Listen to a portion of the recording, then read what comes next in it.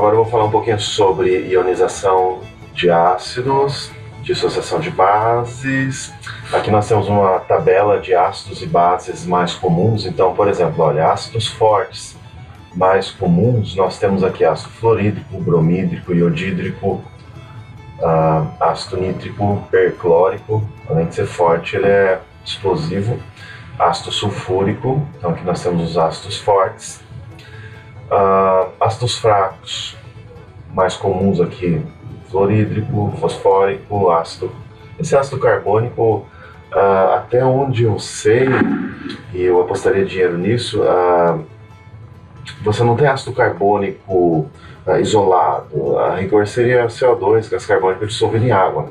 Bom, o ácido acético é outro ácido fraco, ácido oxálico, ácido fraco, ácido tartárico, cítrico, a aspirina, que é o ácido acetil salicílico, todos ácidos fracos. Detalhe, se você derrubar ácido sulfúrico na sua pele, ácido sulfúrico é um líquido mais denso que a água, você vai para debaixo da torneira e deixa a água escorrer lá, água corrente, quem sabe por 10, 15 minutos. Talvez você precise passar uma solução de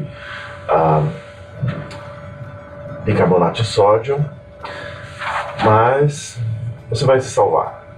Provavelmente, se você derrubou ácido sulfúrico e foi imediatamente para debaixo da água corrente, então provavelmente você não vai nem sofrer queimaduras. Por outro lado, o ácido fluorídrico, que é um ácido fraco, ele é muito mais nocivo para a sua pele do que esses ácidos fortes em geral. O ácido fluorídrico, ele é armazenado em frasco de plástico, ele corrói, por exemplo, vidro, e se você tiver assistido aquela série Breaking Bad, o ácido usado lá pelo Mr. White, o professor de química protagonista da série, usado para dissolver corpos, era o ácido fluorídrico. Aqui as bases mais comuns, aqui, tipo hidroxilítio, hidroxipotássio, e uma base fraca aqui, essas aqui são fortes, né? A base fraca, amônia, né? Então vamos falar mais sobre ionização e mais tarde neutralização. Então vamos lá. Ionização, você já deve ter uma noção da equação química que representa a reação de ionização. Por exemplo, você tem lá HCl mais H2O, então aqui estou montando a equação ácido-base, aqui H3O+, né, mais Cl-. Bom, então, ácido clorídrico é o ácido, a água age como base, o cloreto é a base conjugado para o HCl, isso aí você já sabe, né? Se você fosse representar a ionização sob o ponto de vista da teoria de Arrhenius, então você teria H+, aquoso, mais Cl-. Tudo aqui é aquoso, né?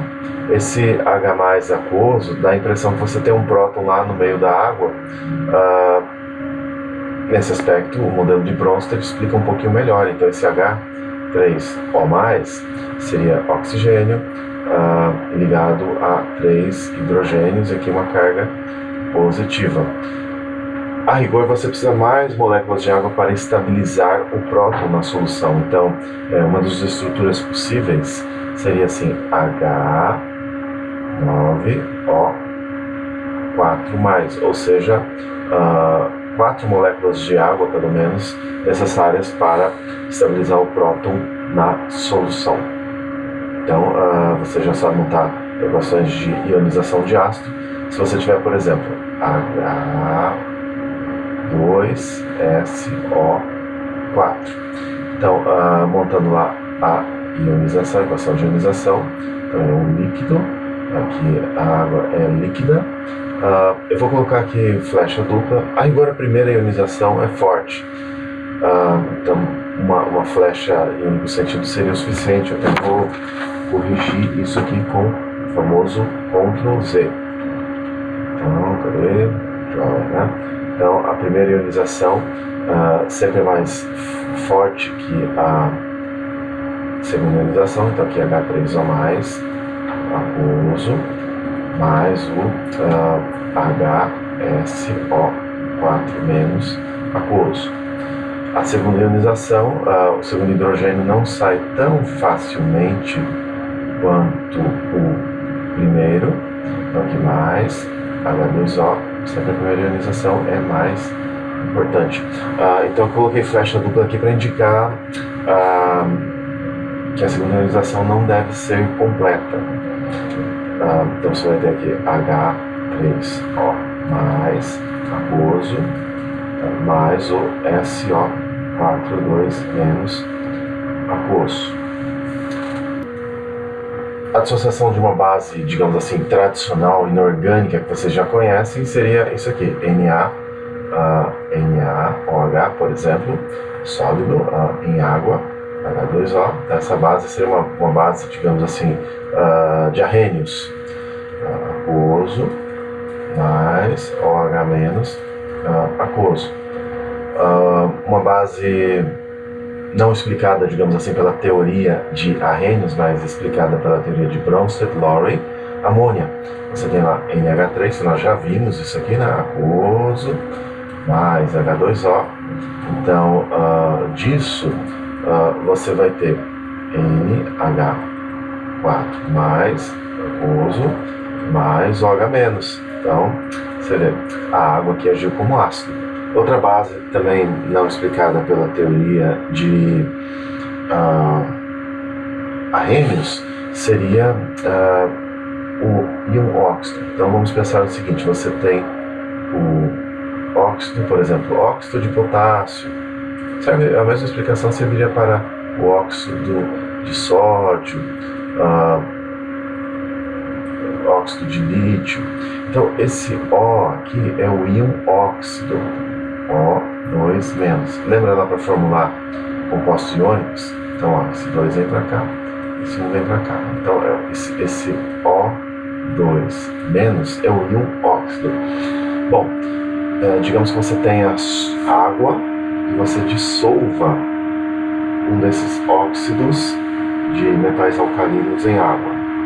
Bom, você poderia imaginar a liberação de íons óxido em solução, mas esses íons óxidos são bases tão fortes que eles são rapidamente convertidos em íon hidróxido por essa reação ácido-base. Então, mais H2O, e essa reação, até vou colocar uma única flecha para indicar que ela se completa.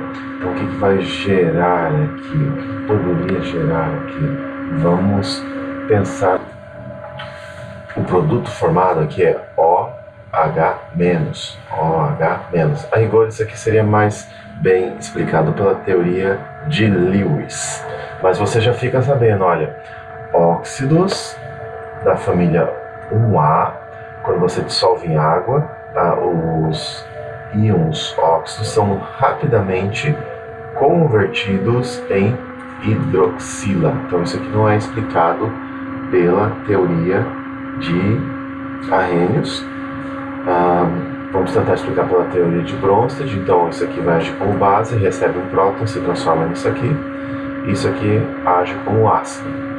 Acho que está razoavelmente explicado por essa teoria.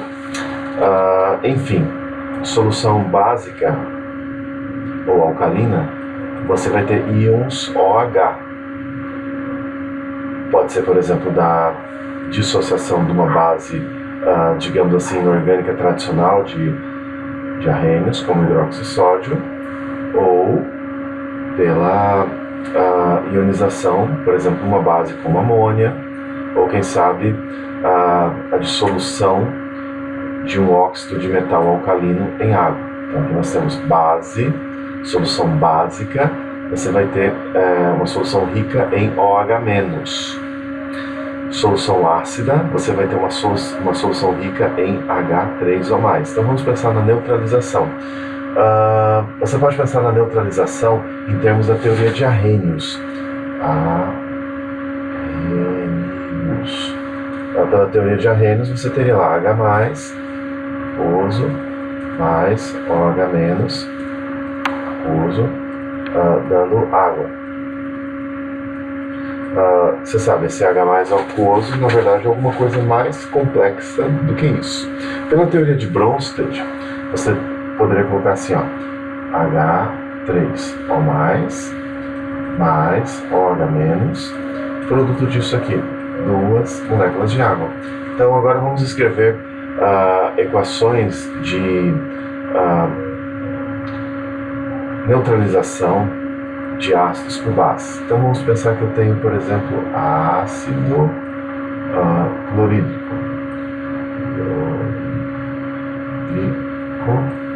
E, por exemplo, hidróxido de sódio. Estou me referindo a soluções. Soluções, ou seja, você pegou água e dissolveu isso aí. Então, o que tem na solução de ácido clorídrico? Você tem lá H3O mais Cl menos. O que tem na solução de hidróxido de sódio? Na mais OH menos. Tudo aqui é aquoso, né? Aquoso, joia. Quem vai reagir aqui? Quem vai reagir? Bom, H3O+, é louco por OH-. OH- é louco por H3O+. Então, isso mais isso, você já sabe que dá água. Sódio e cloreto vão permanecer em solução. Então, você vai ter lá Na+, aquoso, mais Cl menos aquoso, mais 2H2O. Isso aqui seria, digamos assim, a equação iônica. Equação iônica da neutralização. A equação iônica líquida será isso aqui, porque de fato o que aconteceu lá na solução foi íon hidrônio reagindo com íon OH- produzindo água. Essa será a solução, a equação iônica líquida da neutralização. Essa é a equação iônica da neutralização. Os íons sódio e cloreto, eles permanecem em solução. Você não vai ter cloreto de sódio, você vai ter íons, sódio e cloreto. Você só vai ter cloreto de sódio se você evaporar o líquido. Então, essa aqui é a nossa equação iônica. Esses íons aqui, Na+, e Cl-, ficam em solução. Você somente recupera o cloreto de sódio evaporando a água, e nós podemos dizer que são íons espectadores. Você poderia escrever essa equação de ionização mais simples, digamos assim, entre aspas, como se fosse uma equação molecular. Então você tem lá, por exemplo, HCl aquoso mais NaOH aquoso. Disso aqui da neutralização você vai ter uma solução de NaCl aquoso. Você sabe que você só recupera o cloreto de sódio evaporando o solvente, mais água líquida. Olha, né? Ó, um hidrogênio, um hidróxido, uma água. Olha, né? Eu poderia ter, por exemplo, H2SO4 aquoso, solução de ácido sulfúrico reagindo com uma solução de NaOH aquoso. Disso aqui, o que nós vamos obter? Água, certamente. E qual seria o sal? Bom, se você não consegue fazer isso de cabeça, se você não sabe o sal de cabeça, você tem que pensar, tem que ficar preocupado e tem que assistir as videoaulas sobre a formulação de sais. Bom, veja só, quem será o cátion? O cátion aqui é fornecido pela base, é o sódio. Qual seria a carga do sódio? Ele está ligado ao grupo OH-. A carga do sódio é mais 1. Quem seria o ânion?